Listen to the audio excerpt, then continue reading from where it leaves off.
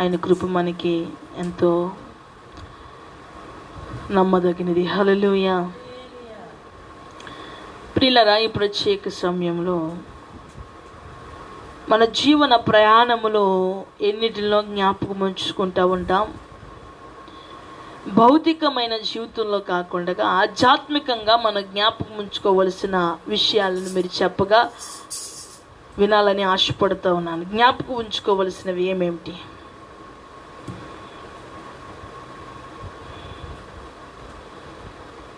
ఆధ్యాత్మిక జీవితంలో ప్రభుతో కలిసి నడవాలని ఆశ, కోరిక, ఆతృత కలిగిన మనము జ్ఞాపకం ఉంచుకోవలసినవంటి ఏమిటి ఏమిటి ఏమిటి చెప్పండి, తెలియచేయగలరు?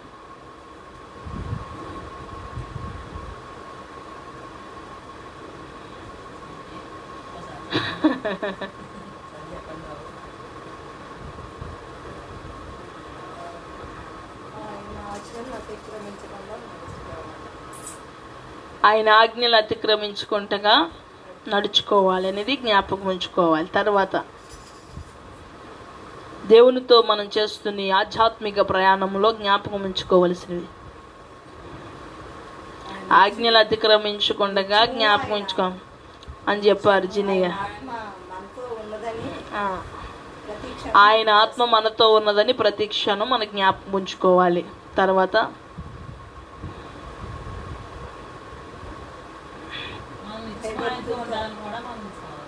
నిత్యము మనం ఆయనతో ఉండాలని కూడా జ్ఞాపకం ఉంచుకోవాలి. తర్వాత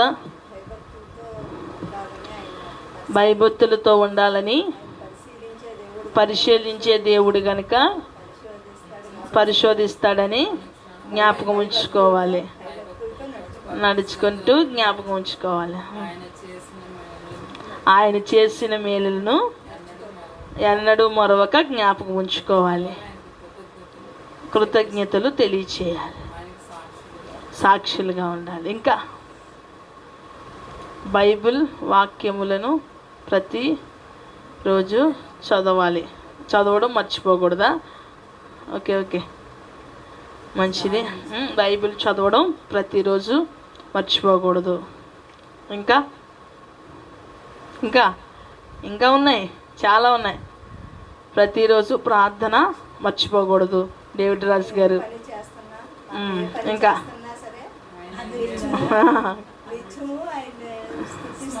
ఏ పని చేసినా ఆయన నిత్యం స్తుతిస్తూనే పని చేసుకోవాలి. ఇంకా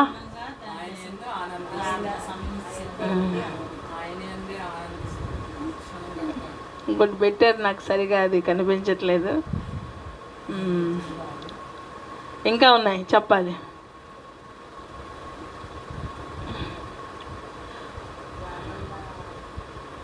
ఇంకా ఉన్నాయి, చెప్పండి.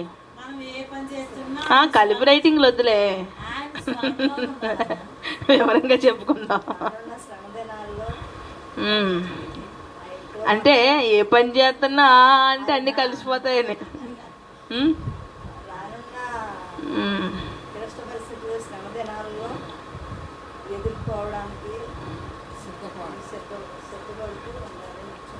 ఇంకా ఇంకా చూడాలి. మర్చిపోకండి, అన్నీ అన్నీ జ్ఞాపకం చేసుకోండి. సరే, దేవుడి జ్ఞాపకం చేసుకోమన్నా ఏంటి ఏంటి చెప్పండి సార్.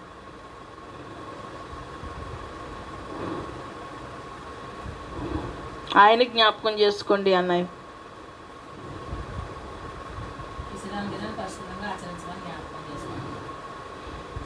టైటిల్ పెట్టారు కాబట్టి డేవిడ్ రాజు గారికి ఈజీగా అయిపోయి మొత్తం ఆన్సర్ పెట్టేస్తున్నారు.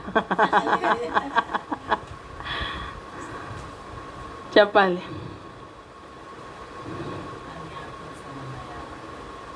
ఏమేమి జ్ఞాపకం ఉంచుకోమన్నారు చెప్పాలి. మీరు జ్ఞాపకం ఉంచుకోవలసినవి ఉంచుకోకపోయినా ఉంచుకున్న టక్ టక్మని చెప్పేశారు. ఆయన ఉంచుకోమన్నవి ఏంటి?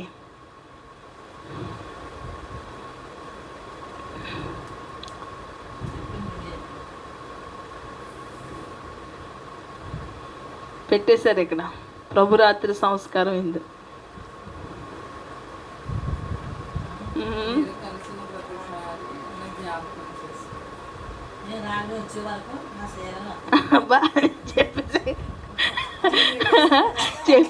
ఇంకా శారమ్మ గారు దాన్ని ట్రాన్స్లేషన్ చేస్తున్నారు అనమాట, తెలుగులో నుంచి మళ్ళీ తెలుగులోకి అనమాట. మంచిది. ఆయన మనల్ని జ్ఞాపకం చేసుకోమని. ఎంతమందికి జ్ఞాపకం ఉంది అసలు అది తీసుకోవాలని?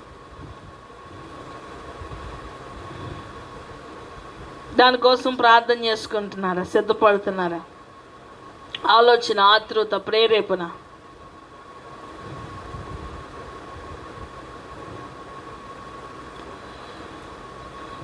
యెషయా గ్రంథము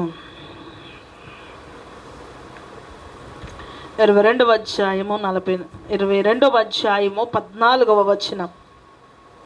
యెషయా గ్రంథము 22వ అధ్యాయము 14వ వచనం.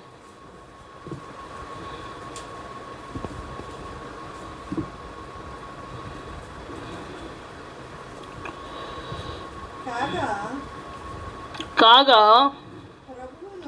ప్రభువును సైన్యములకు అధిపతియగు యెహోవా నాకు వినబడునట్లు ఇట్లనుచున్నాడు, మీరు మరణము కాకుండగా ఈ మీ దోషమునకు ప్రాయశ్చిత్తము కలుగదని ప్రభువును సైన్యములకు అధిపతగు యెహోవా ప్రమాణపూర్వకముగా సెలవిచ్చుచున్నాడు. ప్రియులారా, ఈ మాట మీకు జ్ఞాపకం ఉంచండి. మన పాప పరిహారార్థముగా ఇక్కడ ప్రభు చెప్తున్నాడు, మీరు మరణించకుండా పాప పరిహారం అనేది లేదు. నువ్వేం మర్చిపోతున్నావు తెలుసా? ఈరోజు ఇన్ని రోజులు చాలా సుఖంగా ఉంది. మందిరాలు ఇంచుమించుగా 6-7 నెలలు లేవు కదా.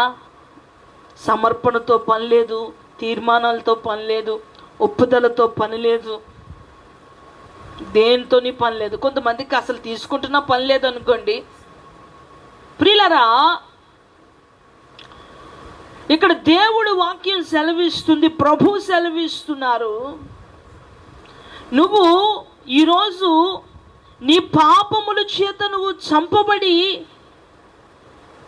నీకు చెందవలసినది కటిక చీకటై ఉండగా, నాశనమై ఉండగా యేసు, అందుకనే కదా ఇక్కడ ప్రభు అంటున్నారు,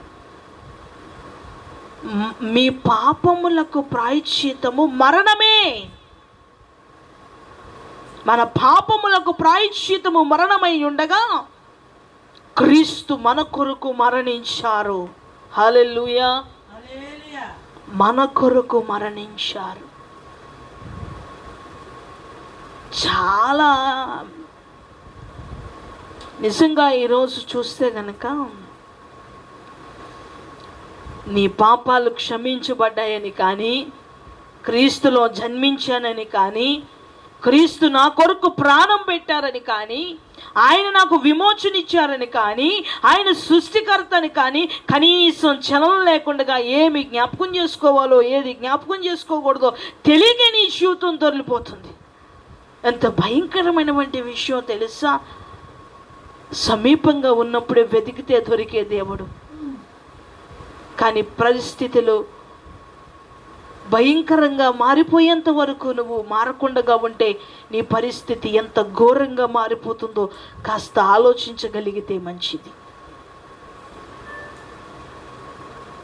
ఇవన్నీ దైవజనులు పెడితే, దైవజనులు చూస్తే, దైవజనులు చేస్తే అది కాదు క్రమం. దీనికి చాలా యోగ్యమైన పవిత్రమైన క్రమం ఉంది. దేవుడు అంటున్నాడు ఇక్కడ, పాప పరిహారానికి మరణమే. మరి ఈ మరణము మన కొరకు, మన పాపముల కొరకు మరణించిన క్రీస్తును ఏ మారు మనసు ద్వారా నువ్వు అంగీకరించావో మర్చిపోయావా? లేదా సరైన మారు మనసు లేకుండా నువ్వు ప్రభుని అంగీకరించావా? చాలామంది ఉద్యోగం కోసమనో, వ్యాపారం కోసమనో, వివాహము కోసమనో, కష్టాలు తీరలేదనో, మా తల్లిదండ్రులు నమ్ముకున్నారనో బాప్తిసాలు తీసుకుంటూ సరైన మారు మనసు లేని వారే ఈరోజు అపవాదికి అప్పగించబడతా ఉన్నారు. ప్రియులారా, ఇక్కడ వాక్యం సెలవిస్తూ ఉంది, సూటిగా ప్రభు నీతో మాట్లాడుతూ ఉన్నారు.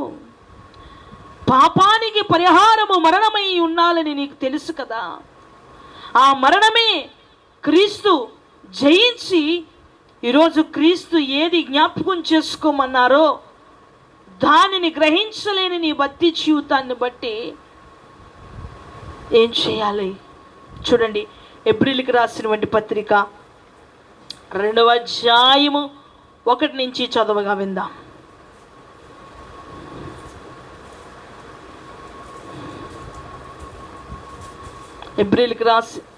ఎపిసిలకు రాసినటువంటి పత్రిక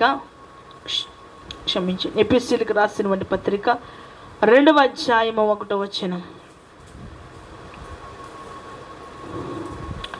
2వ అధ్యాయం 1వ వచనం.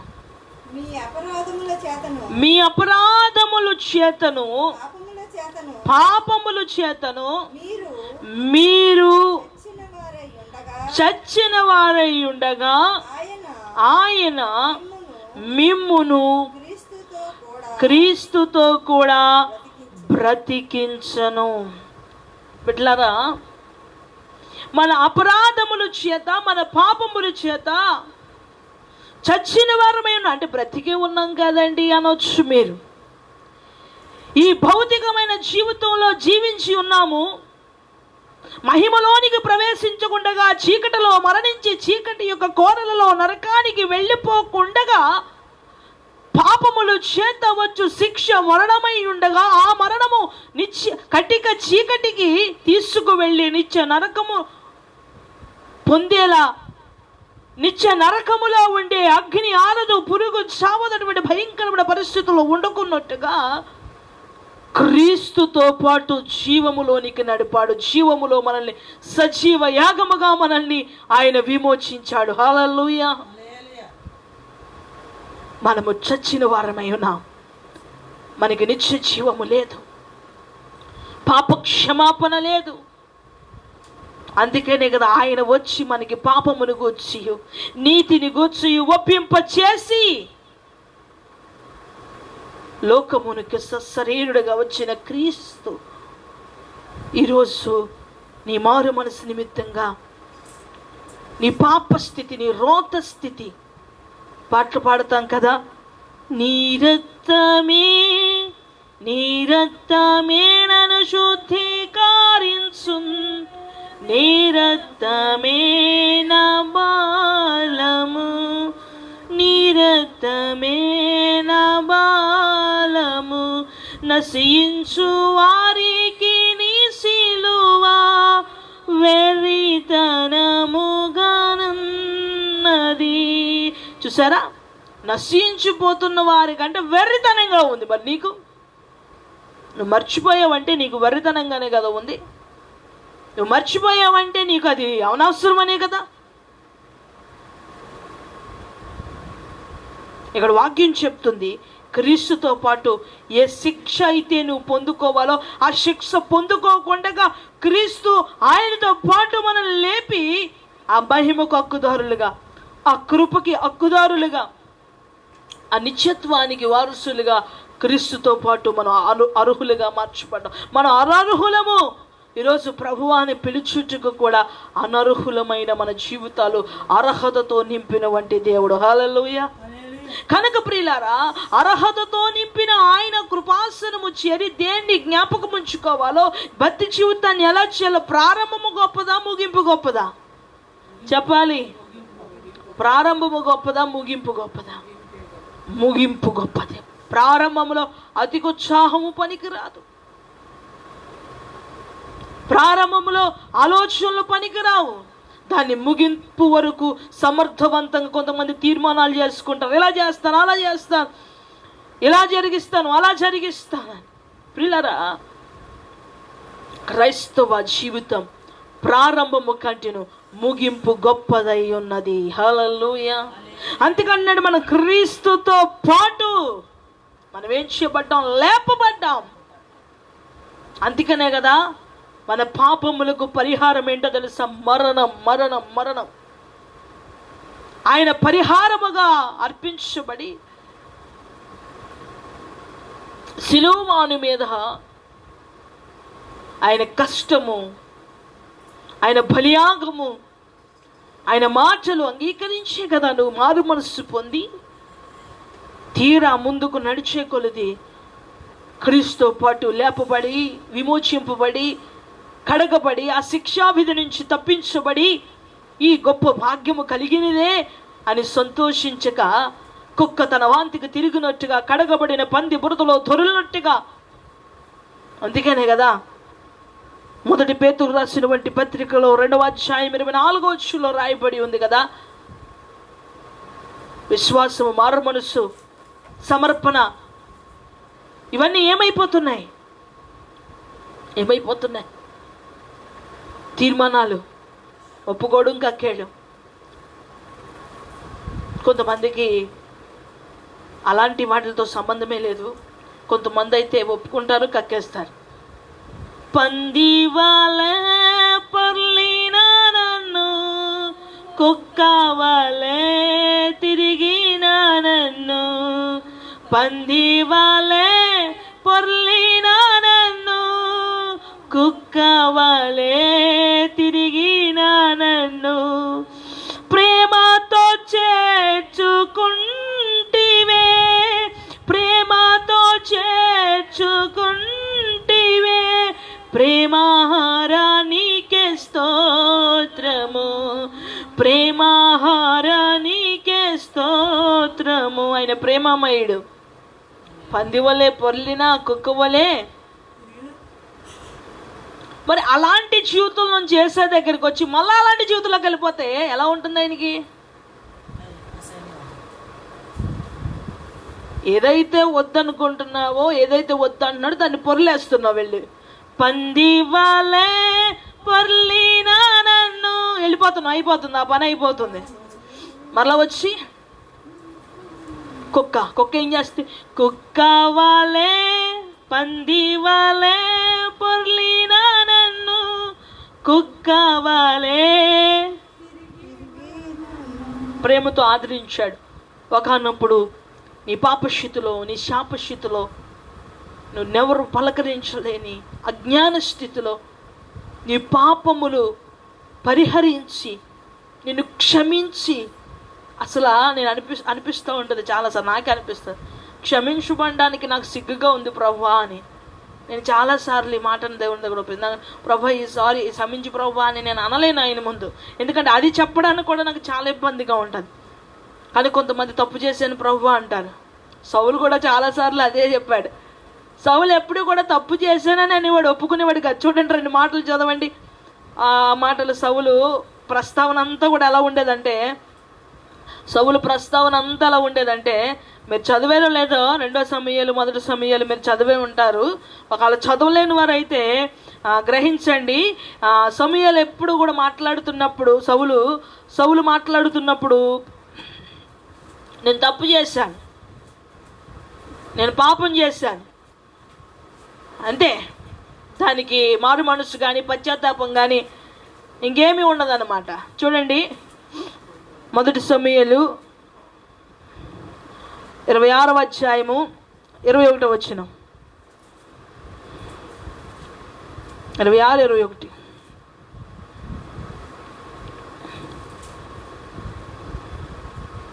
మొదటి సమూయేలు 26. నేను పాపము చేసితిని, నీ దినమున నా ప్రాణము నీ దృష్టికి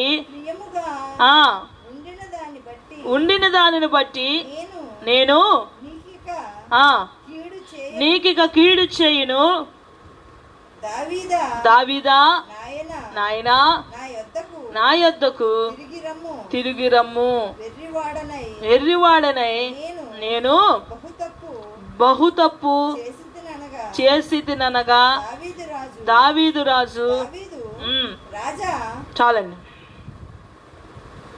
ఇక్కడ ఏమంటున్నాడు? పాపం చేశాను. అదే మాట చాలామంది ప్రార్థనలో కూడా ఉపయోగిస్తారు. పాపం తప్పు చేశాను ప్రభా, తప్పు చేశాను ప్రభా, తప్పు చేశాను ప్రభా. చాలామంది కొంతమంది క్షమించి ప్రభా, క్షమించి ప్రభా అంటారు. ఒక మంచి సామెత ఉంటుంది అన్నమాట. కాలం అంతా అయిపోయిన తర్వాత అంటక కప్పకి ఏగుళ్ళు వచ్చినాయి అంట.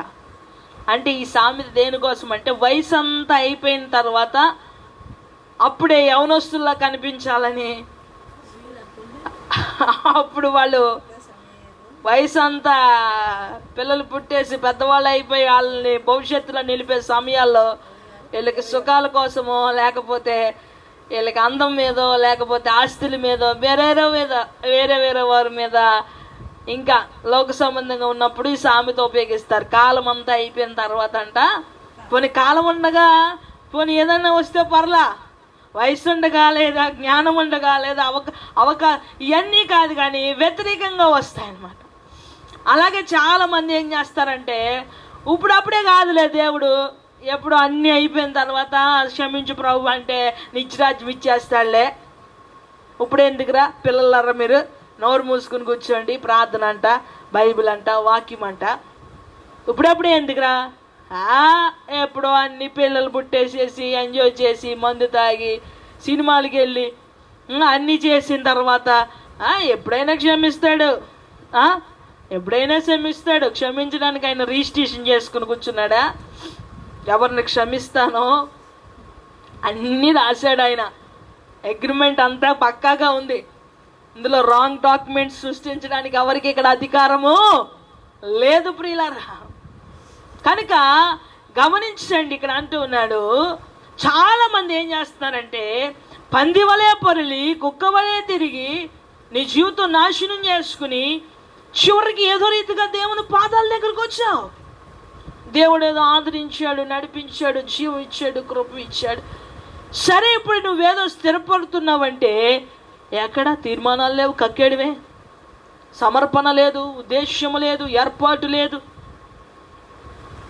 ఏమీ లేదు ప్రియులారా. మామూలుగా యథావిధి ఒక సామాన్యుడు ఎలాగో ఒక క్రైస్తవుడు అలాగే జీవిస్తూ ఉంటే దేవుడు ఏం చేయమంటున్నాడు, ఏం చేస్తున్నారు అంటే ఇంక ప్రత్యేకపడిన జనాంగం కాదన్నమాట. మీరు ప్రత్యేకపడిన జనాంగం యొక్క ఆ పద్ధతి వేరు. చాలామంది అంటూ ఉంటారు, కొంతమంది మా అలవాటులు వేరండి, మా పిల్లల అలవాటులు వేరండి, మా అమ్మగారి పద్ధతి వేరండి అంటూ ఉంటారు కదా. మీకు తెలిసే ఉంటుంది కొన్నిసార్లు. మరి దేవుని పద్ధతి వేరండి, దేవుడు అడుగుచున్నవి వేరండి. మీ ఆలోచనల ప్రకారంగా దేవుణ్ణి చూడొద్దు. మీ అలవాట్లకు అనుకూలంగా దేవుడు మారడు.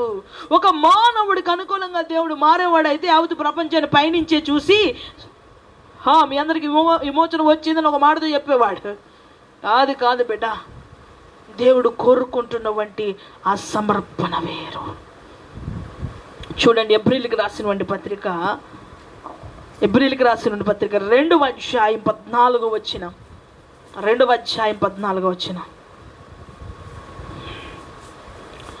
ఎబ్రిల్కి రాసినటువంటి పత్రిక 2వ అధ్యాయం 14వ వచనం.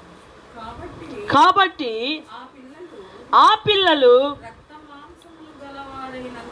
రక్త మాంసములు గలవారయ్యందున ఆ ప్రకారమే మరణము యొక్క బలము గలవానిని అనగా అపవాదిని మరణము ద్వారా నశింపజేయుటకును జీవిత కాలమంతయు మరణ భయము చేత దాస్యమునకు లోబడని వారిని విడిపించుటకును ఆయన కూడా రక్త మాంసములలో పాలివాడయ్యను. మనము రక్త మాంసములు గలవారము గనుక సశరీరుడుగా భూమి మీదకి వచ్చి అపవాదికి ఏమాత్రము చిక్కకూడదని, అపవాది యొక్క నాశనకరమైన కోరలలో చిక్కుకోకూడదని, అపవాది యొక్క చీకటిలో పడకూడదని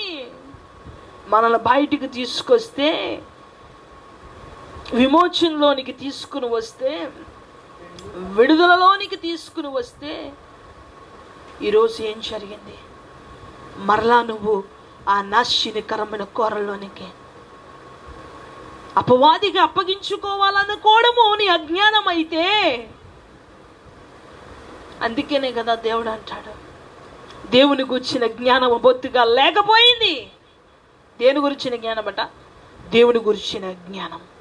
ప్రియులారా, ప్రతి బిడ్డకి కూడా ప్రాథమికంగా అవసరమైనది ఏంటో తెలుసా? దేవుని గూర్చిన జ్ఞానము. దేవుని గూర్చిన జ్ఞానము కావాలి. హోషేయ గ్రంథం 4:1 అంటాడు దేవుడు. చాలా బాధపడుతూ మాట్లాడుతూ ఉంటాడు అక్కడ, చాలా దుఃఖపడుతూ ప్రభు గత 2-3 నెలల కిందట హోషేయ గ్రంథం 4 మీద పూర్తి విశ్లేషణ ప్రసంగాన్ని మన పరిశుద్ధాత్మ దేవుడు ప్రేరేపించి చెప్పినప్పటికీ ఇంకా చేయలేకపోయాము. రానున్న దినాల్లో ఆ సందేశాన్ని కూడా మీకు ఇవ్వడానికి ప్రయత్నిస్తాం. హోషేయ గ్రంథము 4:1 చదవగా విందాం. ఇశ్రాయేలులారా, యెహోవా మాట ఆలకించుడి, సత్యమును కనికరమును దేవుని గూర్చిన జ్ఞానమును దేశమందు లేకపోవుట చూచి యెహోవా దేశ నివాసులతో యాజ్యమాడుచున్నాడు. చూసారండి, లేదండి, జ్ఞానము లేదు, లోకమందు లేదు. నీలో ఏమైంది? నిన్ను ప్రత్యేకపరిచి ఏర్పరిచి నువ్వు ఏ రోజు ఎలా ఉన్నావో నువ్వు జ్ఞాపకం ఉంచుకున్నారా బిడ్డలారా? మన పాత స్థితి, మన రోత స్థితి, మన అపాయకరమైన స్థితిలో మరణపు అంచులలో ప్రయాణించినప్పుడు ఆయన నీకు విమోచన ఇవ్వకపోతే ఏం చేద్దావు? మన పాపాల కంటండి, మనం చేసిన అతిక్రమముల కంట మనకి ఎప్పుడైనా మరణము ఆమోదించబడిందంట. ఇప్పుడు చేసిన పాపాలు ఎన్నో ఉన్నాయనుకోండి, మరణం హఠాత్తుగా ఎలాగైనా రావడానికి పర్మిషన్ ఇచ్చేశారు. ఇప్పుడు దొంగోడు ఉన్నాడు అనుకోండి, ఆడు హైదరాబాద్లో దొరికినా ఆడిని పట్టుకోవాలి, కాకినాడలో దొరికినా, రావులపల్లిలో దొరికినా, విజయవాడలో దొరికినా, తునిలో దొరికినా, ఆడి పేరు, ఆడి అడ్రస్, ఆడు ఎక్కడ, ఆడి ఫోటో, ఆడి ఆనమాలు ఎక్కడ దొరికినా సరే వాడిని ఏం చేయాలి? వెంటనే పట్టుకుంటారు. అలాగనే ఒక పాపం అనేది నీ మీద ముద్రించబడినప్పుడు నీ మరణం అనేది, నీ నాశనం అనేది ఎక్కడో దిక్కున జరిగిపోవాలనేది అది ఆమోదించబడిపోయింది. కానీ ఆమోదించబడిన ఆ పాపము నుంచి ప్రభు విడిపించి ఎక్కడ నాశనము రాకుండగా, ఏ క్షణములో కూడా ఎన్నో మరణ పంచులకు వెళ్ళినప్పటికీ కూడా, అపాయకరమైన పరిస్థితులు వచ్చినప్పటికీ కూడా ఆ మరణపు అంచు నిన్ను,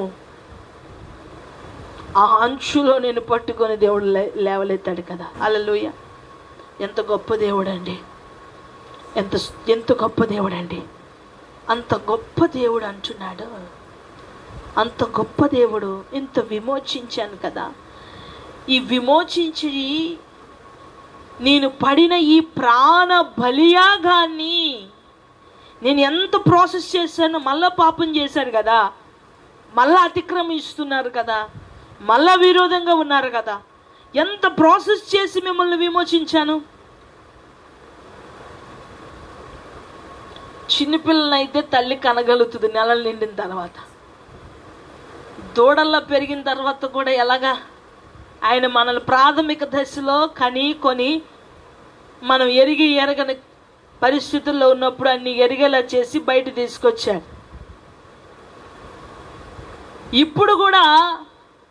ఇప్పుడు కూడా చిన్నప్పుడు చిన్నపిల్లల గుండెల మీద దానిది ఎలా ఉంటుంది?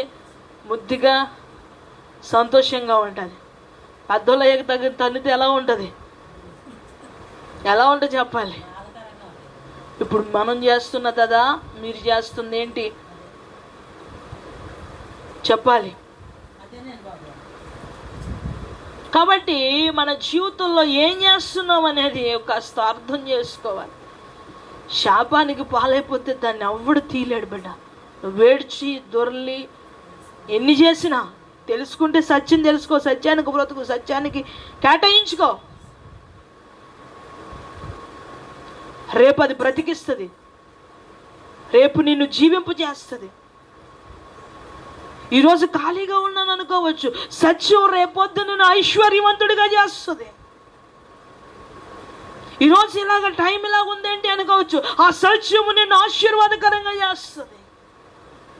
నేను విమోచించబడ్డాను, విడుదలలోనికి వచ్చాను, ఈరోజు ఇలాగ ఉంది అనుకోవచ్చు. ఈరోజు ఈ విమోచన నిన్ను కొన్ని వేల మందికి ఆశీర్వాదకరంగా మార్చేస్తుంది. హల్లెలూయా. బాధపడవసలా. విమోచనలో స్థిరులుగా ఉంటే గనక, విమోచనలో నిలకడగా ఉండగలిగితే గనక ఖచ్చితంగా దేవుడిచ్చే ఆశీర్వాదాలు అద్భుతంగా నువ్వు పొందుకోగలుగుతావు.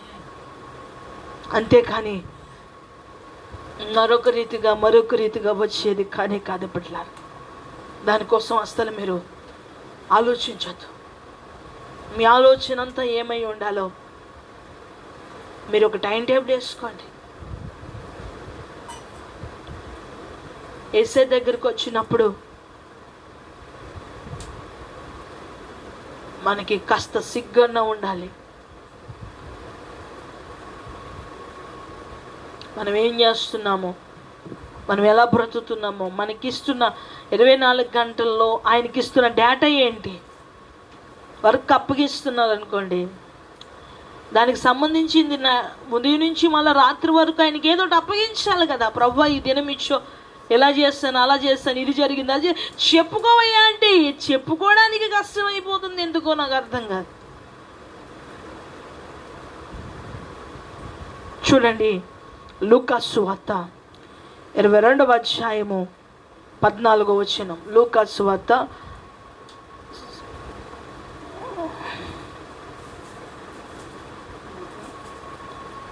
గడియ వచ్చినప్పుడు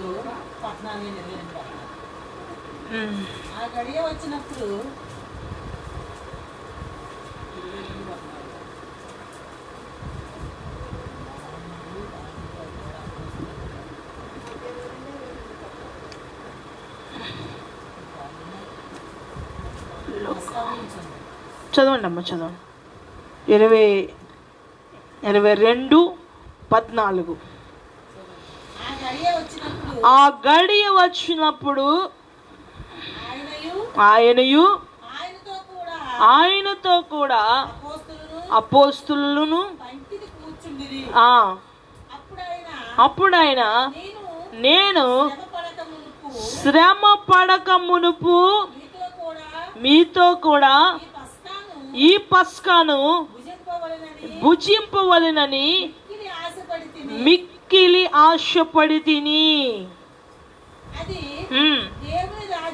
అది దేవుని రాజ్యములో నెరవేరు వరకు ఇక ఎన్నడూ దానిని భుజింపనని మీతో చెప్పుచున్నాను అనెను. దేవునికి వారితో చెప్పు. దేవునికి స్తోత్రం కలుగునుగాక. హల్లెలూయా. మన ప్రభువట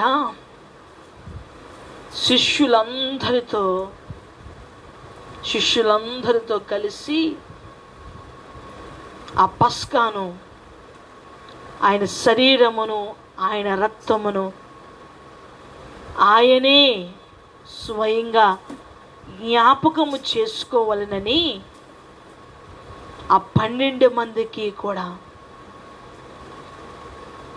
ఆచరిస్తూ ఎంతో ఆశతోనంట. మరలా ప్రభు అంటున్న మాట ఏంటో చూడండి, మరలా మీతో కూడా నేను కూర్చునేంత వరకు కూడా నేను మరలా తీసుకోను. ఎంత ప్రేమండి ఆయనకి. ఆయనంత జ్ఞాపకం పెట్టుకొని అంటూ ఉంటుంటే మర్చిపోవడానికి, నీ విడుదలనే మర్చిపోయావు, నీ పాప పరిహారాన్ని మర్చిపోయావు, నీ విమోచనను మర్చిపోయావు.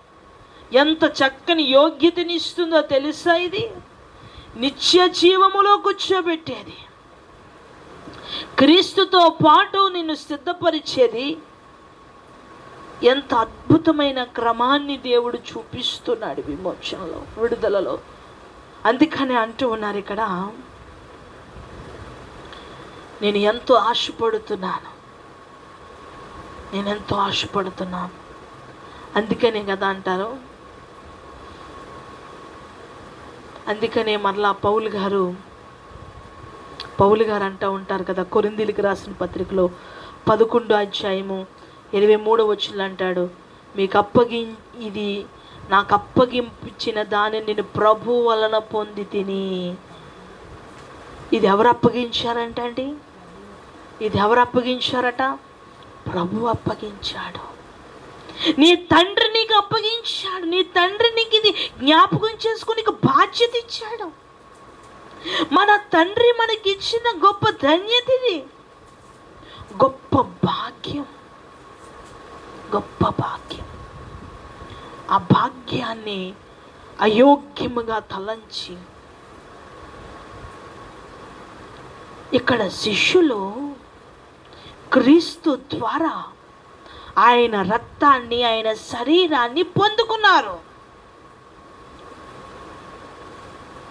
మరలా నేను మీతో కూడా కూర్చున్నంత వరకు నేను కూర్చున్నాడు. అంత గొప్ప ప్రేమతో మనకు అందిస్తూ కొరింథీ సంఘానికి కూడా పౌలు గారు తెలియచేస్తూ, చూడండి, 1 కొరింథీయులకు రాసిన పత్రిక 11వ అధ్యాయం 23వ వచనంలో చదవగా విందాం. నేను మీకు అప్పగించిన దానిని ప్రభు వలన పొంది తిని. ప్రభు అయిన యేసు తాను అప్పగింపబడిన రాత్రి, చాలండి ఒక్క నిమిషం అండి, ఇక్కడ మాట్లాడుతూ అంటున్నారు, నేను ప్రభు వలన పొంది తిని. చూసారా, ఈరోజు మనుషుల ద్వారా కాదయ్యా, మనుషుల ఇష్టాల ద్వారా కాదయ్యా, ఇది ఏదో పెట్టేస్తే తినేసేసి తాగేసేది కాదు. ఇది ప్రభు వలన జరిగిన కార్యం, ప్రభు అప్పగించిన పని జ్ఞాపకం ఉంచుకోమని మరి ముఖ్యముగా చెప్పింది. ఇది దీంట్లోనే సమస్తము ముడిపడి ఉంది ప్రియులారా. మీకు తర్వాత భాగంలో పరిశుద్ధాత్మ దేవుడు ఉపదేశించగా మనం చూస్తే దినవృత్తాంతాల్లో అయోగ్యంగా పాలు పొందారు కొంతమంది. ఆ పస్కా దినాన అయోగ్యంగా పాలు పొందారు. ఈరోజు ఒక అయోగ్యతను తొలగించి యోగ్యతను ధరింప చేయాలనే ఈ క్రమం, అనుక్షణము ఒప్పింప చేయాలని ఈ క్రమం, అనుక్షణము దేవునికి సమీపస్తులుగా చేయాలనేది క్రమం, అనుక్షణము దేవుని మహిమలో తేలి ఆడి ఆ యొక్క స్వభావాలు మనలో ఉండి అందులో నుంచి మనము అనుభవిస్తూ ఆ మహిమకి చేరాలనేదే దేవుని యొక్క ముఖ్య ఉద్దేశమై ఉన్నది. కనుక ఇంతటి భాగ్యాన్ని ఇస్తున్న దేవుని యొక్క ఆ కృపాసనం దగ్గర చేరినప్పుడు ఎలా జీవించగలుగుతా ఉన్నారు చూడండి. 11:27 వచ్చినాను ఒకసారి చదువు. కాబట్టి ఎవడు అయోగ్యముగా ప్రభు యొక్క రొట్టెను తినునో లేక ఆయన పాత్రలోనికి లోనిది తాగునో వాడు ప్రభు యొక్క శరీరమును గూర్చియు రక్తమును గూర్చియు అపరాధి అవును. ఇక్కడ ఒక విషయం చెప్తున్నాను, నీలో అయోగ్యత ఉంది, నువ్వు తీసుకోకుండా చేపట్టావు, తీసుకోకుండా తీసుకున్నా, అయోగ్యతను తీసుకోకుండా. చూడండి, మీకు ఒక్క విషయం జ్ఞాపకం చేస్తాను. మీ అందరికీ బాగా తెలిసినటువంటి విషయం, శిష్యులందరిలో దేవుని అప్పగించినటువంటి శిష్యుడి పేరు ఏం పేరు? ఏం పేరండి? ఇస్కరియోతు యూదా. ముక్క తీసుకొని బయటికి వెళ్ళిపోయాడు. మీకు తెలుసా విషయం? గ్రహించారా చదివేటప్పుడు? మొక్క తీసుకున్నాక కాదు, మొక్క తీసుకోక మునుపు కాదు. మీరు గ్రహించారా విషయం? ఇస్కరియోతు యూదా అతను, ఉన్నాను ఒక్క నిమిషం, నేను ఆ రిఫరెన్స్ చెప్తాను మీకు.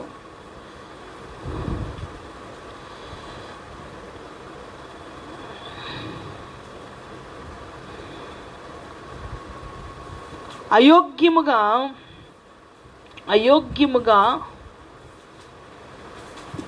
మనము అయోగ్యముగా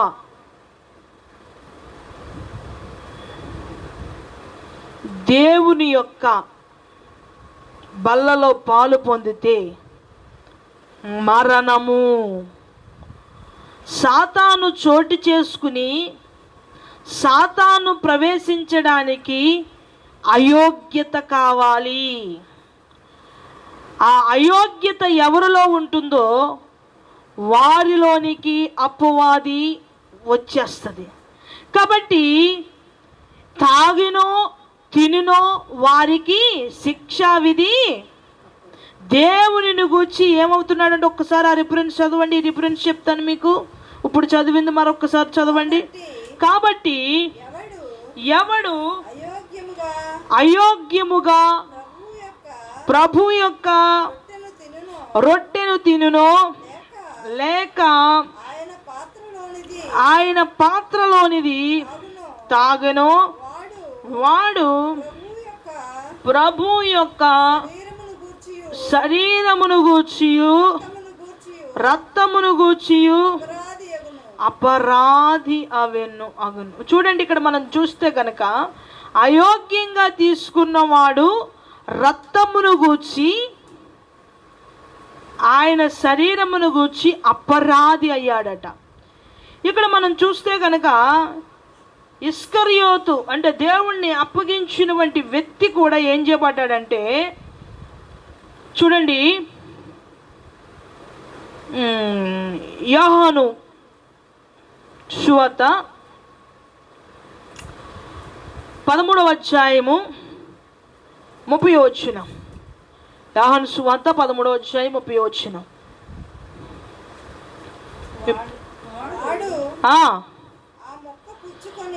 ఆ ముక్క పుచ్చుకొని వెంటనే బయటికి వెళ్ళెను.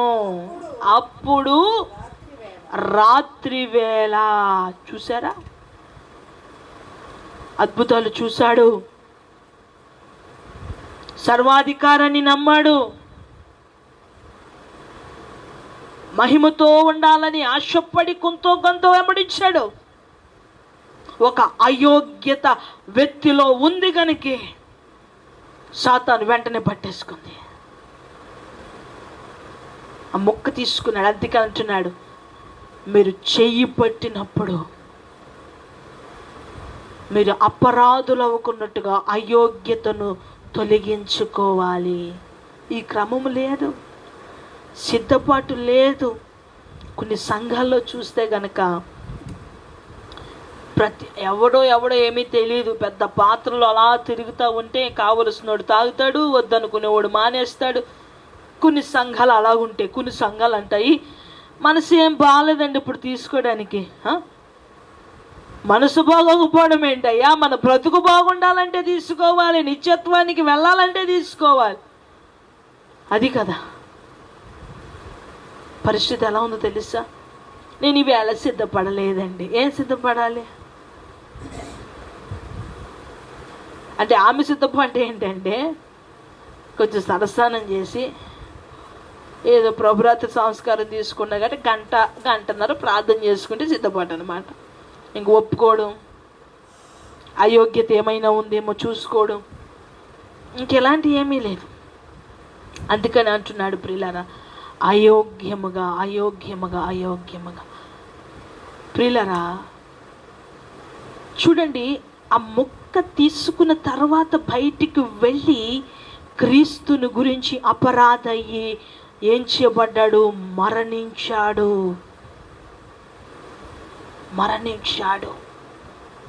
ఈరోజు దేవుని రక్తమును, దేవుని శరీరమును అయోగ్యముగా తీసుకుంటే గనక అపవాది మిమ్మల్ని నిత్య నాశనానికి తీసుకుని వెళ్ళిపోయి ఆ కట్టిక చీకటి నరకములో అగ్ని ఆరదు, పురుగు చావదు, అందులో నిన్ను ఉంచేస్తుంది. అందుకనే భయపడుతున్నాడు దేవుడు, బాధపడుతున్నాడు మిమ్మల్ని చూసి. కనుక బిడ్డలారా, ఇక్కడ అయోగ్యత, అపరాధ అయ్యాడా లేదా? చెప్పండి, అయ్యాడా లేదా? ఎలాగ పాలు పొందాడు అతను? ఎందుకు పాలు పొందాడు? అయోగ్యంగా తీసుకున్నాడు కనుకే అపరాధి అయ్యాడు. పశ్చాత్తాపము లేదు, మారు మనస్సు లేదు. అయ్యో, ఇప్పుడు వరకు దేవుడి కార్యాలు నా కళ్ళ ముందు చూస్తేనే ఈయన నేను అప్పగించేదని పశ్చాత్తాప పడి ఉంటే ఆ 12 మందిలో కాకుండా మరెవరినైనా తీసుకునేవాడేమైనా, ఇంకొవరినైనా తీసుకునేవాడేమో. ఎంతండి, ఆయన ప్రణాళికలు మార్చుకొని జాలిపడే దేవుడు కదా ఆయన, కరుణ చూపించే దేవుడు కదా ఆయన, కనికరం చూపించే దేవుడు కదా ఆయన. కానీ మారు మనస్సు లేదు. ఈరోజు నీ జీవితం పట్ల, నీ ప్రయాణం పట్ల, నీకు నా ఆలోచన తీరు పట్ల ఎంతసేపు తుచ్చమైన భౌతికమైన ఆలోచన తీవ్రత నేను చుట్టుముడుతూ ఉంటే, క్రీస్తు కూడా నడవాలని, ప్రవేశించాలని, ఆ మహిమలో తేలాలని, ఆ మహిమలోనూ ఉండాలని ఆశ, కోరిక లేక వైరాగ్యం ఏమైపోయింది?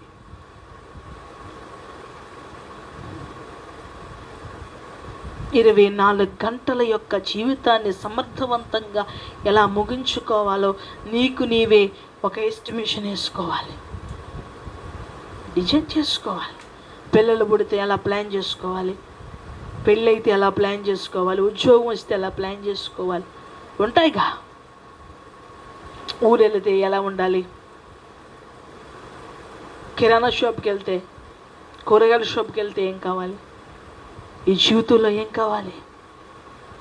కావాలి? అయోగ్యత నీలో ఉంటే దానికి ఒక సందేహమే లేదు, ఏదో రీతిగా మరణము నిన్ను చుట్టుముడుతుంది. కాబట్టి అయోగ్యత కొరకు తొలగించమని కన్నీరు విడిచి ప్రార్థన చేయండి. తర్వాత విషయం చూడండి, 33వ వచనం చదవండి. పిల్లలారా, ఇంకా కొంతకాలము మీతో కూడా ఉందును. అమ్మ, యోహాను సువార్త కాదు, కొరింథీయులకు రాసినటువంటి పత్రికను 11వ అధ్యాయం 33వ వచనం చదవగా విందాం. కొరింథీయులకు రాసినటువంటి మొదటి పత్రిక 11వ అధ్యాయం 33వ వచనం. కాబట్టి నా సహోదరులారా, భోజనము చేయుటకు మీరు కూడి వచ్చినప్పుడు ఒకనికొకరు కనిపెట్టుకుని ఉండిడి. మీరు కూడా వచ్చుట శిక్షావిధికి కారణము కాకుండానట్లు ఎవడైనను ఆకలి కొనిన ఎడల తన ఎంటనే భోజనము చేయవలెను. నేను వచ్చినప్పుడు మిగిలిన సంగతులను పాస్టర్ గారి కంట అదే కొంతమంది పెద్ద పెద్ద ఫాదర్లు, బిషప్లు, రెవరెండ్లు మీటింగ్ పెట్టుకున్నారంట. సడన్గా మీటింగ్లో మందు అయిపోయిందంట. సర్లేరే, ఇక్కడ మందు ఏంటి, అక్కడ ఆల్రెడీ అక్కడ ఉంటుంది కదా, మందిరంలో బాక్స్ ఉంటుంది, ఆ బాక్స్లో కాయ ఉంటుంది, తీసుకురారా అన్నాడంట. ఏంట్రా బాబు, అది ఆల్రెడీ ప్రార్థన చేసి అక్కడ పెట్టా. అదేంట్రయ్యా, అవును ఆయన రక్తం తాగుతున్నాం మనం, తప్పే ఉంది అన్నాడంట. చాలామంది ద్రాక్షరసం జ్యూస్ చేసేసి గ్లాసులో ఎంత కావాలో అంతా పోసుకుని మిగతా తాగేస్తాడు. ఒకవేళ మిగిలిన కూడా మిగలాలని కొంతమంది ఏం చేస్తారంటే, ఇది ఎవరి చేతన్నా తయారు చేస్తారు కొంతమంది చేత, ఇది దైవజనులు మాత్రమే చెయ్యాలి. కొంతమంది ఏం చేస్తారంటే, అప్పచ్చి ఒక సహోదరుని రొట్టెని ఒక సహోదర కాల్చిరారా అంటే ఒక మందిరానికి వెళ్ళాను. అక్కడ ఏం జరిగిందంటే 7 అయ్యగారండి అప్పచ్చులింగండి 7 పొంగిపోయినాయి అని అంటుంది. ఇదేంట్రా పొంగిపోవడం ఏంటి అని చెప్పేసి నేను అడిగితే, నూనెలో చెప్తాం కదండి మరి అంటుంది. బాబా నూనెలో చెప్పడం ఏంట్రా, 7 ఏంటి ఈ పొంగుపడం అంటే మరి ఇలా పొంగుతే కదండి నూనెలో వేస్తే అంటుంది. 7 ఎవరు చెప్పారు అంటే, ఎప్పటి నుంచో మా తాత దగ్గర నుంచి మా అమ్మమ్మ దగ్గర నుంచి 7 అన్నాడు. ఓరినాయను ఇదేంట్రా బాబా, అలా కాదయ్యా అని చెప్పేసి 6 తీయించేసి అందులో ఒక దాంతో చేయమని చెప్తే, తీరా అది నాకు చిన్న ముక్క పెడితే అది చూస్తే తీయగా ఉంది. ఇదేంట్రా ఇది తీయగా ఉందంటే అందులో పంచదార కలిపామండి అన్నాడు. ఎంత అయోగ్యత అంటే ఈరోజు ఇక్కడ ఏమంటున్నాడు తెలుసు, ఒకవేళ మీరు అన్నం తిన్నట్టు తినడానికి కాదయ్యా, ఒకవేళ ఇంటికి వెళ్ళి తినాలనుకుంటే తినండి. చాలామంది ఇది రక్తము, ఆయన రక్తము, ఆయన శరీరము, ఇది మనం ఎలా తీసుకోవాలో ఆయన ఇరిచిచ్చిన ముక్క మాత్రమే తీసుకోవాలి. ఆయన పట్టించిన వంటి పాత్రలో ఆయన ఒక పాత్ర నుంచి ఇలా ఇలా పట్టించాడు, గుక్కుడు గ్లాసులతో పోసేలేదు గొంతుకుల్లో. ఆ తర్వాత వేరే విషయం. చాలామంది దైవజనులు కావచ్చు, కుటుంబాలు కావచ్చు, ఆయన రక్తమును గుచ్చి ఆయన శరీరమును గుచ్చి కొంతమంది బేకరీలో బన్నలు తెచ్చుకుంటారు, కొంతమంది బుక్ స్టాల్లో రసాలు తెచ్చుకుంటారు, వాటిల్లో కొన్ని నీళ్ళు కలిపిచ్చేస్తూ ఉంటారు. ఎందుకంటే ద్రాక్షపళ్ళు తెచ్చి తయారు చేసి పిసికి పిండాలంటే పాస్టర్ గారికి ఎంత శ్రమ. పాస్టర్ అయ్య గారి కోటి మీద పాడైపోదు. పాస్టర్ గారు చేసి అప్పచ్చులు వండుతారు. ఆ పాస్టర్ గారు రెవరెండ్ కాదు, బిషప్ కాదు. పాస్టర్ గారు ద్రాక్షపళ్ళు చేసి తీసి పెట్టడమే ఇంకేమన్నా ఉందా? ఆయన మొత్త పిసికి ఆ రొట్టె చేయడం ఏంటండి? అయ్యో బాబా, అది ఎంత యోగ్యమైన కార్యక్రమం, ఎంత గొప్ప ధన్యత ఇచ్చాడు. అది ధన్యతగా భావించి చేసే దైవజనులు ఎంతమంది ఉన్నారో నాకు తెలియదు కానీ ప్రియులారా, అయోగ్యముగా ఆ నెలకి అసలు మనం కలుసుకున్నప్పుడల్లా కొంతమంది అయితే అనారోగ్యంగా ఉందనుకోండి. నేను చాలా మందిని చూశాను, విన్నాను కూడా. ఎవరికైనా అనారోగ్యంగా ఉందనుకోండి, ఏం చేస్తారు తెలుసా, కొంచెం ద్రాక్షరసము, ఇన్ని పళ్ళు రసం తీసుకుని, చిన్న అప్పచ్చి తీసుకుని, చిన్నది గోలికాయ అంత గోలి ఎంత ఉంటుంది అంత తీసుకుని చిన్నగా కాల్చుకుని ప్రార్థన చేసుకుని అది తింటారు చాలామంది. ఎందుకంటే అది మెడిసిన్ పనిచేస్తుంది అన్నట్టుగా చాలామంది దగ్గర విన్నాను నేను. అది నిజంగా ప్రియులారా, అంతటి శక్తి అందులో ఉంది, అంతటి శక్తి ఉంది. అందుకనే దేవుడు అంటున్నాడు, నిత్య శక్తి ఆయనలో ఉంది కాబట్టి కలుసుకున్నప్పుడల్లా తీసుకోమంటే అది వదిలేశారు, అయిపోయింది. నెలకొకసారి తీసుకోమంటే ఆ మొదటి వారం పెట్టారు, అది కూడా ప్రజలు గుర్తుండట్లే. నెలకొకసారి ఒక మాస్టర్ గారు ఫోన్ చేస్తున్నాడు, ఏమ్మా కమ్యూనియన్ తీసుకోవడానికి రాలేదే అంటే, అయ్యగారండి ఊరు వెళ్ళానండి అన్నాడంట. అప్పుడు ఏం చేయాలి సరే అమ్మ, అయితే నువ్వు ఇంకా ఈ నెలకి అనర్హురాలివి అని చెప్పాలి. అయితే అమ్మ కొంచెం మిగిలింది సాయంత్రం కాసేపు నాకు ఇంటికి వచ్చి ప్రార్థన చేసేస్తాంలే, ఆ దశభాగం అది జాగ్రత్తగా ఉంచేది వచ్చాను. ఏమ్మా ఆ దశభాగం అంటే ఎందుకని, ఇక్కడ 2 ఉన్నాయి. ఒకటి ప్రభురాత్రి సంస్కారం ఇస్తాడు, రెండోది నెలలో దశభాగం. చూసారా, అందుకోసం అన్నమాట ఈ ప్రయత్నాలని. జాగ్రత్త, ఒక్కొక్కరికి మామూలుగా ఉండదు అక్కడ, అస్సలు మామూలుగా ఉండదు అక్కడ. మొత్తం వాతలే అక్కడ, మామూలు కటిక చీకటి. సాతాను మామూలుగా ఉంచదు అక్కడ. దాని సంఖ్య పెంచుకోవడం కోసము ఆశ పెంచుతుంది, తెలుసా మీకు? అదే ఆవిడ మామూలు కూలిపోయింది అనుకో, ఫోన్ చేయడు, మళ్ళీ చచ్చుకొచ్చినప్పుడు చెప్తాడు, అమ్మా మొన్న ఆదివారం రాలేదే, అయ్యగారండి ఏదో నీరసంగా ఉందా? అదే నీరసంగా ఉంది కదమ్మా, నీకు రొట్టె నీకు ఆయన శరీరం ఆయన రక్తం తెత్తనట్టడా, కూలిపోయినవాడు కదా తేడా. అదే ఉద్యోగస్తురాలు అనుకో, అయితే అమ్మ నేను వచ్చేస్తానులే అంటాడు. నిజంగా చాలామంది సేవకులు ఇలాగే ఉన్నారు. అదే ఆ బాగోక రాలేనమ్మో దగ్గరికి వెళ్ళి ఇవ్వడంటే ఇవ్వడం, ఎందుకంటే ఆమె కూలిపోయినవాడు కాబట్టి. గొర్రె పాలు ఇవ్వదు కనుక. పాలిచ్చే గొర్రెలకి ఏం చేస్తున్నారంట, మేత ఎక్కువ వేస్తున్నారంట. ఈ రోజుల్లో అలాగే జరుగుతూ ఉంది. ఆ పాలు ఇచ్చే గొర్రెలకి మేత వేస్తున్నారు కాబట్టి ఆ మేత ఏం చేస్తుందంటే పాలు ఎక్కువ అయిపోయి అంతా తొక్కేస్తుంది అనమాట. రెండు జరుగుతూ ఉన్నాయి. కాబట్టి సక్రమంగా సమతుల్యత చేత సంఘమును కుటుంబాలను నడిపించగలిగే సామర్థ్యత పరిశుద్ధాత్మ దేవుడు ఇస్తాడు. హల్లెలూయా, హల్లెలూయా. కనుక ప్రియులారా, దేవుడు ఒక క్రమం పెట్టాడు, దేవుడు ఒక నియమం పెట్టాడు, దేవుడు ఒక ప్రణాళిక పెట్టాడు. ఇవన్నీ ఏది తప్పినా మనం ఎక్కడికి తప్పిపోతున్నాం? నిత్య రాజ్యములో నుంచి. నేనే మార్గము, నేనే సత్యము, నేనే జీవం. ఎక్కడి నుంచి పోతున్నాం? అక్కడ నాకు తెలీదండి, నాకు తెలీదండి, నేను కొత్తగా బాప్తిజం తీసుకున్నానండి, నాకు ఇంత లోతు తెలియపోయి నువ్వు బాప్తిజం తీసుకున్నావా లేదా? నీకు మారు మనసు ఉందా లేదా? నాకు కొంచెం తెలుసండి, కొన్ని పరిస్థితులు నాకు అనుకూలించలేదండి. నీ పరిస్థితులతో నాకు సంబంధం లేదు. పరిస్థితులు అనుకూలిస్తే ఒక మాట, పరిస్థితులు అనుకూలించకపోతే ఒక మాట మాట్లాడేవాడు, ఒక రీతిగా చూసేవాడు దేవుడు కానే కాదు. నీ పరిస్థితులు అనుకూలించకపోతే అనుకూలంగా మార్చేవాడు ఆయన. ఆయనకి చెప్పకూడదు, మనకి ఆయన చెప్పేవాడు. దేవునికి స్తోత్రం కలుగునుగాక. అది దేవుడు అంటున్నాడు ఇక్కడ, మీకు ఒక ఎక్కువ ఆకలిగా ఉంటే ఇంటికి పోయి మీరు అన్నం తినండి. ఇక్కడ మీరు ఎంత తినాలో, ఏ సిస్టమ్ ఎలా ఉందో అదే చేయాలంటున్నాడు. చూడండి, ఇప్పుడు 28 చదవండి. 28. కాబట్టి ప్రతి మనుష్యుడు తనను తాను పరీక్షించుకొనవలెను.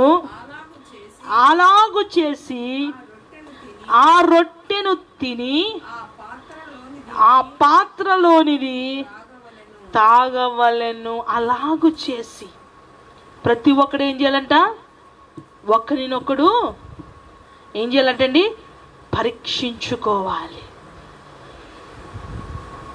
ఇప్పుడు మనకి షాపింగ్ మాల్స్కి వెళ్తే పైనుంచి కింద వరకు స్కాన్ చేస్తున్నారా లేదా? ఎందుకు స్కాన్ చేస్తున్నాం? మన దగ్గర ఇనప ముక్కలు, చాకులు ఏమైనా ఉన్నాయా అని వాళ్ళు చేస్తున్నారు అనమాట. కాదా? దేనికోసం? శాలమ్మ గారు కోవిడ్ కోసం కాదు. కోవిడ్ కోసం చేసేదేమో చేతి మీద, నొసల మీద పెడుతున్నారు కదా, ఆ మిషను శానిటైజర్ చేస్తున్నారు. అది ఈ షాపింగ్ మాల్కి వెళ్ళిన ప్రతి ఒక్కరికి ఇలా స్కాన్ చేస్తారు. వాళ్ళ దగ్గర ఏమైనా గన్నులు లాంటివి, చాకులు లాంటివి, బ్లేడులు లాంటివి, ఏమైనా పేలే పదార్థాలు ఏమన్నా వాళ్ళ దగ్గర ఉంటే అది వెంటనే కీమని అరుస్తూ ఉంటుంది అన్నమాట. ఇప్పుడు ఆయన శరీరము, ఆయన రక్తం కూడా మనం స్కాన్ చేస్తుంది. తీసుకున్నప్పుడు ఆటోమేటిక్గా మన అంతరంగంలో నుంచి ప్రతిదీ అరుస్తూ ఉంటుంది, కీమని. బ్రెయిన్లో పాపం ఉందా, దేహంలో ఉందా, ఎవరి దగ్గరైనా ఎలా జీవించో, ఏంటి పరిస్థితి అరుస్తుంది. ఖచ్చితంగా స్కాన్ చేస్తుంది. మన అంతరంగాన్ని మనం స్కాన్ చేసుకుని ముట్టుకున్నప్పుడు ఆటోమేటిక్గా అవి స్పందిస్తూ ఉంటాయి. కానీ వాటిని ఏం చేస్తున్నారు చాలామంది? ఊరుగో అందరూ తీసుకోవట్లేదంటే, నాకన్నా పెద్ద పెద్ద పాపాలు చేసిన వాళ్ళు అందరూ తీసేసుకుంటున్నారు, నేను తీసుకోకపోతే ఎలాగని బాధ, నామోసు కోసం కొంతమంది తీసేసుకుంటున్నారు మందిరంలో. నువ్వు తీసుకోలేదే అంటారని మందిరానికి వెళ్ళి మరీ తీసేసుకుంటున్నారు. ఎందుకో తెలుస్తే కొంతమంది అఫీషియల్గా వెళ్ళి తీసుకుంటారు. ఆదివారం 4 వారాలు వెళ్ళకపోయినా పర్లేదు, ఆదివారం వెళ్తాడు ఒకడు. ఎందుకో తెలుసా? ప్రభురాత్రి సంస్కారం తీసుకుందామని. నువ్వు తీసుకోకపోయినా పర్లేదు, శాపం తెచ్చేసుకుంటున్నావు. అలాగని మానేస్తే అంతా కోల్పోతావు. చాలా ప్రమాదకరం. ఇదంతా లింక్ సిస్టమ్ అనమాట. మనము దేవుని దగ్గర నుంచి లింక్ చేయబడినప్పటి నుంచి ఇదంతా లింక్ సిస్టమ్ అనమాట. ఒకటి ఎక్కడ ఏ కలెక్షన్ ఊడిపోయినా సరే మనం వదిలేసిపడినట్టే. కాబట్టి ప్రతి లింక్ని కూడా మనం చాలా జాగ్రత్తగా ఎక్కడికక్కడే మనం చెక్ చేసుకుంటూ వెళ్ళాలి. ట్రైన్ చూడండి, వెళ్ళకపోయిన పట్టాలని ప్రతిసారి ట్రైన్ వెళుతూ ఉంటాయి, వస్తూ ఉంటాయి. కానీ మధ్యలో ఉన్న టైంలో ఆ పట్టాలను చెక్ చేసేవాడు ఏం చేస్తాడు? చెక్ చేస్తూనే ఉంటాడు. మన జీవిత ప్రయాణంలో కూడా మన భక్తి జీవితమే మనం చెక్ చేసుకోవాలి. ఏ లింక్ ఎలాగుంది. సహవాసం ఎలాగుంది, ప్రార్థన ఎలాగుంది, ఆరాధన ఎలాగుంది, సంఘక్రమం ఎలాగుంది, సమర్పణ జీవితం ఎలాగుంది, ఉద్దేశం ఎలాగుంది. దేవుడి దగ్గర దేని దగ్గర అయినా నేను తక్కువ చేయబడుతున్నానేమో, నేరం పొందుకుంటున్నానేమో, ఆయన శరీరం దగ్గర ఆయన రక్తం దగ్గర నేను ఎలాగున్నాను, ఏ లింక్ ఎలాగుంది అనేది మనం జాగ్రత్తగా కనిపెట్టుకుంటూ వెళ్ళాలి. 29వ వచనం కూడా ఒకసారి చదువుదాం.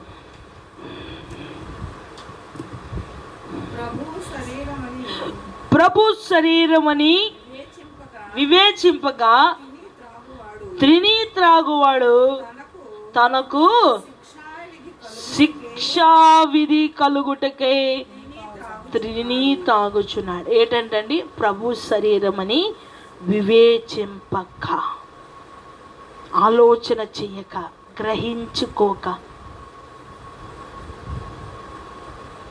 ప్రియులారా, దేవుని బిడ్డలారా, ప్రభు శరీరం మన దగ్గరికి వచ్చిందంటే మనకి ఎలా ఉండాలి? ఎలా ఉండాలి?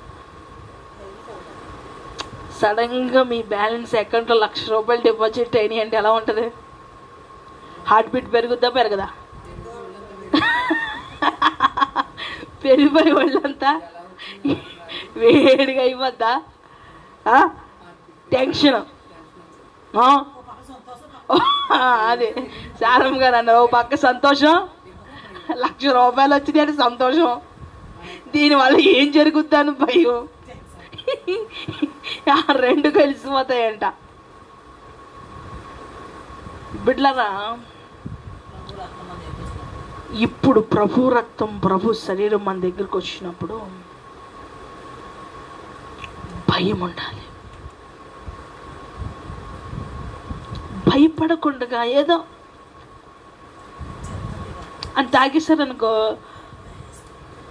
శిక్షా విధి ఖచ్చితంగా వస్తుంది. చాలామంది అంతే, కొన్ని చర్చిల్లో ప్యాంట్లో జోబీలు ఎట్టుకుని వెళ్ళగానే అనగానే అమ్మని వేసి తాగేసి వెళ్ళిపోతాడు అంతే. అడిగ ప్రార్థన ఉండదు, క్షమించు ప్రభు అని అడగడు. వాళ్ళు ఇవ్వడం, వీళ్ళు తాగడం, వెళ్ళిపోవడం అంతే. నోట్లో పెట్టగానే అంగుడికి అంటుపోదు, కొన్ని నీళ్ళు హెత్తరు, గుండుకుని మింగ పోతారు అంతే. అంత వెరైటీగా ఉంటుందంటే కొన్ని సంఘాల్లో చాలా వెరైటీగా ఉంటుంది అన్నమాట. కొన్ని మందిరాల్లో ఏంటో తెలుసా, ఒక పెద్ద పాత్రలో పెద్ద బన్న ఇస్తారు, బన్న పెడతారు. ఎవరి దగ్గరికి వాళ్ళు వస్తే వాళ్ళు చిన్న మొక్క ఇరుసుకోవాలి. ఆడికి ఆకలేస్తున్నాను, కొంచెం పెద్ద తీర్చేసుకుంటే పర్లేదు. అంటే అలాగనమాట. అంటే అది ఎలాగ మారిపోయిందంటే ఎవరి ఇష్టం. మా చర్చిలోనండి మేమే పిలుచుకుని తింటామండి, మా చర్చిలోనండి ఇలాగా. అంటే మా చర్చు మీ చర్చు కాదురా, ఇక్కడ ఉండవలసిన క్రమం ఏమిటంటే దేవుడు నేర్పిన క్రమము, దేవుడు ఏర్పాటు చేసిన సిస్టమ్ అక్కడ నెరవేర్చబడాలి. అందుకనే కదా యోహాను సువార్తలో చూడండి, యోహాను సువార్త 6వ అధ్యాయం 46వ వచనం. యోహాను సువార్త 6వ అధ్యాయం 46వ వచనంలో అక్కడ ఒక మాట రాయబడి ఉంది, 6:46. దేవుని యొద్ద నుండి వచ్చినవాడు తప్ప మరి ఎవడును తండ్రిని చూచి ఉండలేదు. ఈయనే తండ్రి చూచి ఉన్నవాడు, విశ్వసించువాడే నిత్య జీవము గలవాడు, జీవాహారము నేనే. చూసారా, ఎవరంటండి? ఆయన. మనము అందుకని అంటున్నాడు కదా, పౌలు గారు అంటున్నారు కదా, దీనిని నేను ప్రభు వలన పొంది తిని.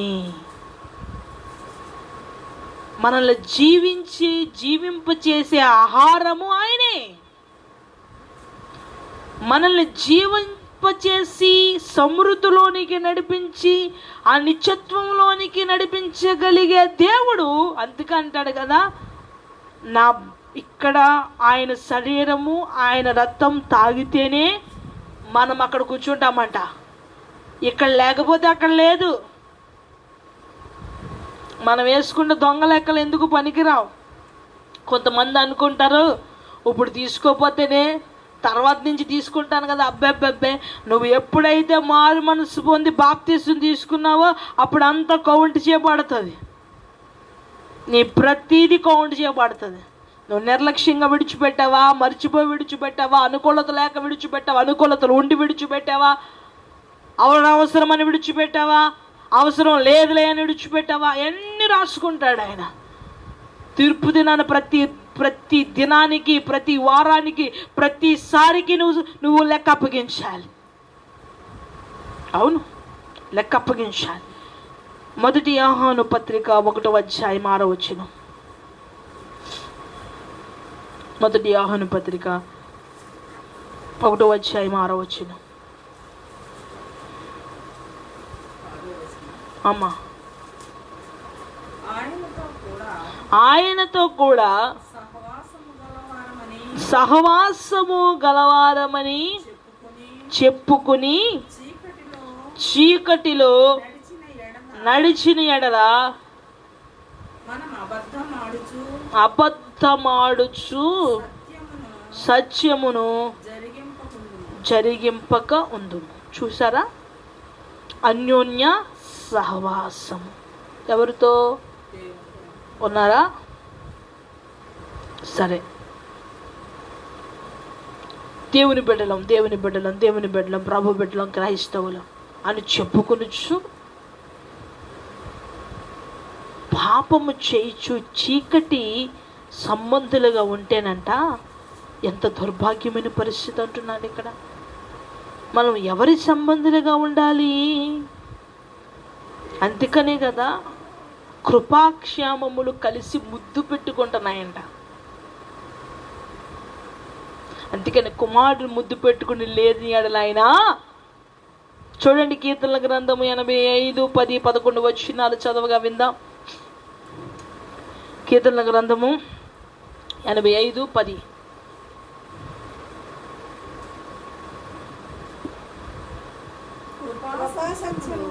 కృపా సత్యములు కలుసుకొనినవి, నీతి సమాధానములు ఒకదానినొకటి ముద్దు పెట్టుకునినవి.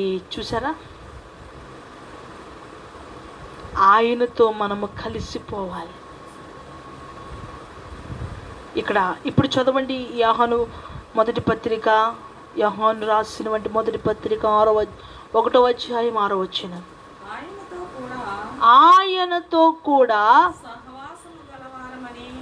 సహవాసము గలవారమని చెప్పుకుని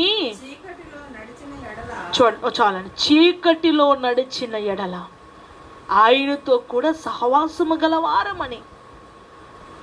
కృపా సత్యములు ఎలాగైతే ఉన్నాయో, నీతి న్యాయములు ఎలాగైతే ఉన్నాయో, మనము అలాగ ప్రభుతో కలిసి ఉండాలని ఆయన ఆశ.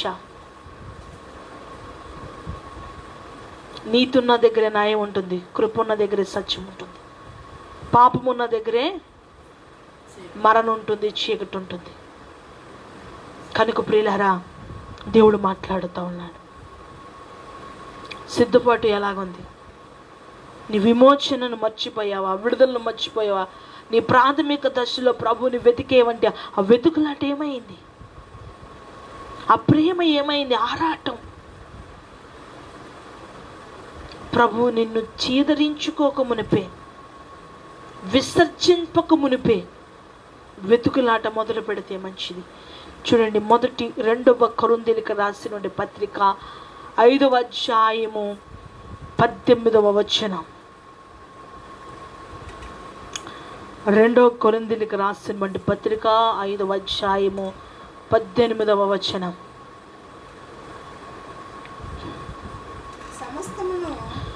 సమస్తమును దేవుని వలన అయినవి, ఆయన మనలను క్రీస్తు ద్వారా తనతో సమాధానపరుచుకుని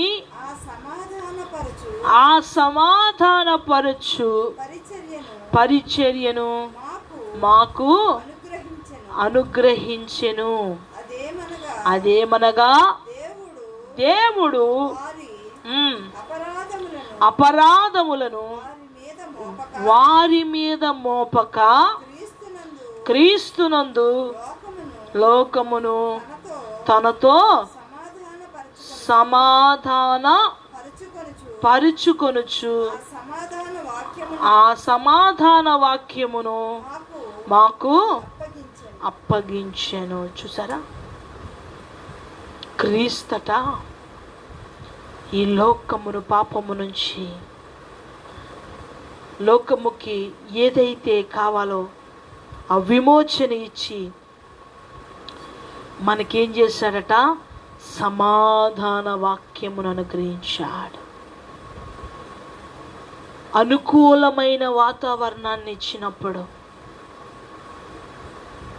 నువ్వు దేవుణ్ణి చేరకపోతే గనక పరిస్థితులన్నీ భయంకరంగా మారిపోతూ ఉంటాయి. కనుక ప్రియులారా, మరొకసారి మీరు ఎంత చదివారు? 19 వరకు వెళ్ళిపోయారా? 19 ఒకసారి చదవండి. అదేమనగా దేవుడు వారి అపరాధములను వారి మీద మోపక. చాలండి. దేవుడట అపరాధములను, మన అపరాధములు మన మీద మోపక మన అపరాధములన్నీ ఆయన మీద వేసుకుని మనకి సమాధాన వాక్యాన్ని ఇచ్చాడు. అగ్నిలో పడిపోయినోడు కొన్ని కోట్లెట్టుకు వెళ్ళిస్తే ఏమంటాడు? ముందండి నన్ను బయట తీరా బాబు, నీ కోట్లు సగం పక్కన పెట్టండి అంటాడు. ఆయన ముందు మనకి ఆయన పాపములను తీసి ప్రాథమికంగా మనకి సమాధాన వాక్యములు, సమాధాన జీవితం ఇచ్చాడు కదా.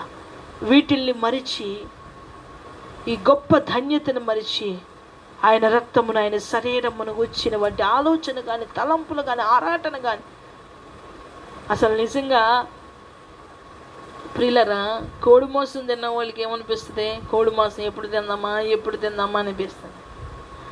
చేపల కూర తిన్న వాళ్ళకి ఏమనిపిస్తుంది? చెప్పాలి, చేపల కూర ఎప్పుడు తిందామా, రొయ్యల కూర ఎప్పుడు తిందామా, పీతల కూర ఎప్పుడు తిందామా ఆస్తా. మరి ప్రభు రక్తము, ఆయన శరీరం తాగినప్పుడు మళ్ళా ఎప్పుడు ఆయన రక్తం తీసుకుంటాం, ఎప్పుడు ఆయన శరీరాన్ని తింటామని ఆలోచన లేదంటే మీరు దాన్ని అనుభవించట్లేదు. కనుక ఆలోచన మీలో, అది మీకు అప్పగిస్తున్నాను. మీరు ఖచ్చితంగా ఈ సరైన బాధ్యత కలిగి మీరు యాజకుడిని ఫాలో అవుతూ, దైవజనుల్ని ఫాలో అవుతూ సిద్ధపడి చక్కగా ఆయన రక్తమును, ఆ శరీరమును గుచ్చి అపరాధులవక ధన్యతను ధరించుకుంటూ యోగ్యతలో పాలు పొంది నిత్య రాజ్యంలో ప్రభుతో పాటు కూర్చునిలాగున ప్రభు మనకి సహాయము చెయ్యునుగాక. ఆమేన్. ప్రార్థన చేసుకుందాం. ప్రభు ఈ కొన్ని మాటలు మన ఇనికుడిలో దీవించునుగాక. మహాపరిశుద్ధుడ, ప్రేమ నమ్మకము కలిగిన మా ప్రియ పరలోకపు తండ్రి, ఈ రాత్రికాల సమయములు, ఈ మొదటి ఆదివారము అవును తండ్రి, మీ రక్తమును గుచ్చి, మీ శరీరమును గుచ్చి మేము అపరాధులు అవ్వకున్నట్టుగా అయ్యా, ఎంత యోగ్యత, ఎంత విమోచన, ఎంత విడుదల మాకు ప్రసాదించారో జ్ఞాపకం చేసుకుంటూ ధన్యులుగా మారి ధన్యతరముగా కృపలో చేరి ప్రభా, ఆ కృప ప్రభా నాయన మేము ధరించుకోవడానికి, అనుభవించడానికి సహాయము దయచేయమని ఈ ప్రత్యేకమైన సమయంలో దూరాన సమీపాన్ని ఎంతమంది బిడ్డలు అయితే వాక్యమును విన్నారో, విన్న ప్రతి వారిని ప్రభా మీ సముఖముకు చేర్చుకుని మీ రక్త కోటలో భద్రపరిచి, బలపరిచి, ఆశీర్వదించి ప్రభా ఆర్థిక, అనారోగ్య, మానసిక పరిస్థితులన్నిటి నుంచి విడిపించి అయ్యా మెండైన ఆశీర్వాదాలు, నిండైన కృప దయచేయమని ప్రభా ఈ యొక్క సమయంలో ప్రభా మీ రక్తమును, మీ శరీరమును గుచ్చి ప్రభా మమ్మల్ని ప్రభా అయ్యా నాయన క్షమించి ప్రభా ఆ యోగ్యతను ధరించుకుని ప్రభా ఆ యోగ్యతలో మేము నడవడానికి కృప దయచేసి అయ్యా మాలో నిశ్చీవంగా ఉన్న అయోగ్యతను తొలగించమని ప్రార్థిస్తూ అయ్యా మీతో మేము అయ్యా ఉండి మరొక ఆదివారం మేము సిద్ధపడడానికి కృప దయచేయమని యేసు నామములో మీ చేతులకి సమర్పించుకుంటామన్నాను తండ్రి. అయ్యా సన్నిధిలో ఉన్న ఎన్నో క్రమాలు ఉన్నాయి ప్రభా. ఆదివారములో ఉన్న క్రమములు, శుక్రవారములో ఉన్న క్రమములు, సన్నిధి క్రమములు ఏమీ మరవకున్నట్టుగా మమ్మల్ని మీరే నడిపించమని ప్రార్థిస్తూ ప్రతి విషయంలో యథార్థంగా ఉండడానికి సహాయం దయచేయమని యేసు నామములో అడిగి వేడుకొనుచున్నాను తండ్రి. ఆమేన్. యేసురత్నమే జయం, ప్రభు యేసురత్నమే జయం, ప్రభు యేసురత్నం సంపూర్ణ విజయం, అపవాదికమంత నాశనం కలుగునుగాక. ఆమేన్. అపరాధిని యేసయ్యా కృప చూపి బ్రోవుమయ్యా, అపరాధిని యేసయ్యా కృప చూపి బ్రోవుమయ్యా, నెపమేంచగయ్య నీ కృపలో, నెపమేంచగయ్య నీ కృపలో, అపరాధములను క్షమించు, అపరాధములను క్షమించు. హల్లెలూయా. ఆశీర్వాదాలు తీసుకుందాం. ఆశీర్వాదంబుల్ మా మీద వర్షింపచేయుమేషా, ఆశతో నమ్మియున్నాము నీ సత్యవాదాతముల్ హిమాహిమీత